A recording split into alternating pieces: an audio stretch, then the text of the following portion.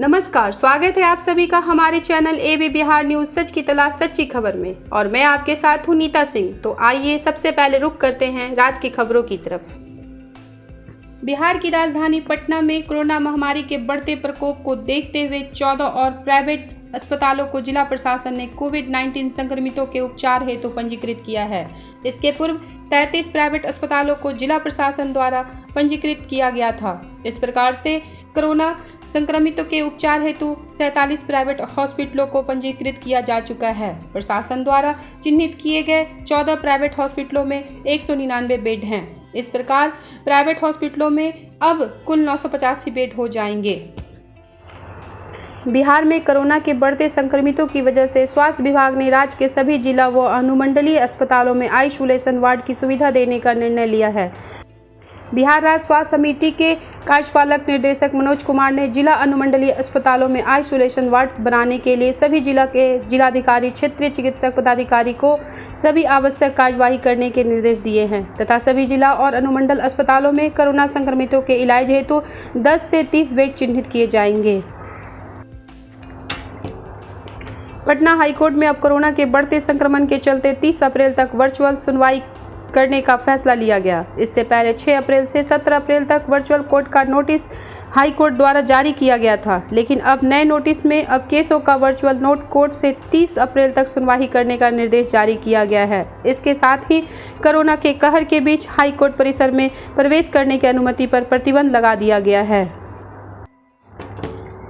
बिहार लौटने वाली प्रवासी श्रमिक वो अन्य यात्रियों के लिए 5 जोड़े स्पेशल ट्रेनों का परिचालन मुंबई से बिहार के लिए आरंभ किया जाएगा। ये 5 जोड़े स्पेशल ट्रेन राज्य के दानापुर के अतिरिक्त राज्य के अलग अलग स्टेशनों तक आएगी। इसके अलावा पहले से चली आ रही स्पेशल ट्रेन को 30 अप्रैल तक के लिए परिचालन अवधि बढ़ाने का निर्णय लिया गया है।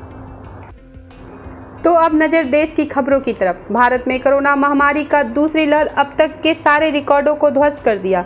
बुधवार को करीब 2 लाख नए कोरोना संक्रमित के मामले आने के साथ इससे मौत के मामले में लगातार बढ़ोतरी हो रही है, जो बेहद डरावनी है। देश में केंद्रीय स्वास्थ्य मंत्रालय के अनुसार बुधवार को कोरोना के 1,99,559 नए मामले दर्ज हुए तथा 1037 कोरोना संक्रमित की मौत हुई। देश में कोरोना संक्रमितों की संख्या 1,40,70,300 तक पहुंच गई है। कोरोना वायरस से संक्रमित लोगों की रिकवरी रेट 89.51% हो गई। कोरोना के कहर को देखते हुए सरकार के द्वारा कई तरह की पाबंदी लगाने के बावजूद भी कोरोना संक्रमित में लगातार बढ़ोतरी देखी जा रही है। ऐसे में सवाल उठने लगे हैं कि कोरोना को कंट्रोल करने के लिए अब क्या लॉकडाउन ही एक विकल्प बचा है।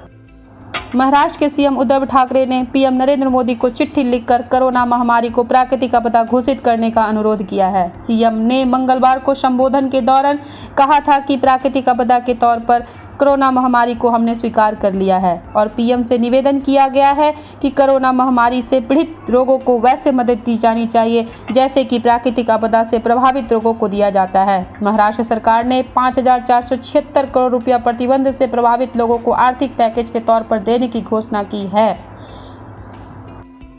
देश की राजधानी दिल्ली में सीएम अरविंद केजरीवाल ने कोरोना महामारी को कंट्रोल करने के लिए शुक्रवार को रात 10 बजे से लेकर सुबह सोमवार को 6 बजे तक वीकेंड कर्फ्यू लगाने का निर्देश दिया है। गुरुवार को सीएम अरविंद केजरीवाल ने कोरोना कोहराम पर उपराज्यपाल अनिल बैजल के साथ बैठक में चर्चा करने के उपरांत वीकेंड कर्फ्यू लगाने का ऐलान किया। कर्फ्यू के दौरान मॉल और जिम आदि बंद रहेंगे। सिनेमा हॉल को 30% क्षमता के साथ चलाने की अनुमति दी गई है। रेस्टोरेंट में केवल होम डिलीवरी करने के निर्देश दिए गए हैं। शादियों के लिए सरकार के द्वारा पास जारी किए जाएंगे।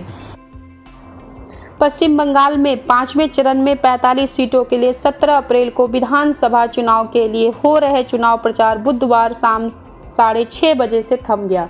निर्वाचन आयोग ने कुछ बिहार के हिस्सों में मौत के मैनेजरों को चुनाव प्रचार का समापन मतदान के प्रारंभ के बीच अवधि को 48 घंटों से बढ़ाकर 72 घंटे कर दिया गया था।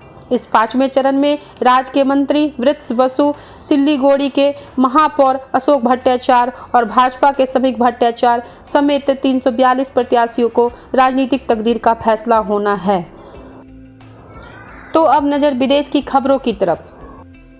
अमेरिका के राष्ट्रपति जो बाइडेन ने 2 भारतीय अमेरिकी महिलाओं को 2 प्रमुख प्रशासनिक पदों पर नियुक्त करने की बुधवार को घोषणा की। दोनों भारतीय अमेरिकी महिलाओं में एक कार्यकारी अधिकारी और एक शीर्ष वकील है। मीरा जोशी ने और राधिका फॉक्स को पदोन्नति के रूप में अमेरिका के राष्ट्रपति के इस फैसले को देखा जा रहा है, जो बाइडेन के 20 जनवरी को राष्ट्रपति पद संभालने के लिए पहले दिन प्रशासन में शामिल हो गई थी। म्यांमार में सैन्य तख्तापलट के बाद सेना का खूनी संघर्ष थमने का नाम नहीं ले रहा है। संयुक्त राष्ट्र ने बच्चे के खिलाफ हिंसा से बचने की म्यांमार के सुरक्षा बलों से अपील करते हुए कहा है कि म्यांमार में सैन्य तख्तापलट के बाद बीते 13 अप्रैल तक सेना द्वारा 51 बच्चे को मारा गया। इसके अलावा सेना द्वारा मनमाने ढंग से करीब 1000 बच्चे को हिरासत में लिया गया है।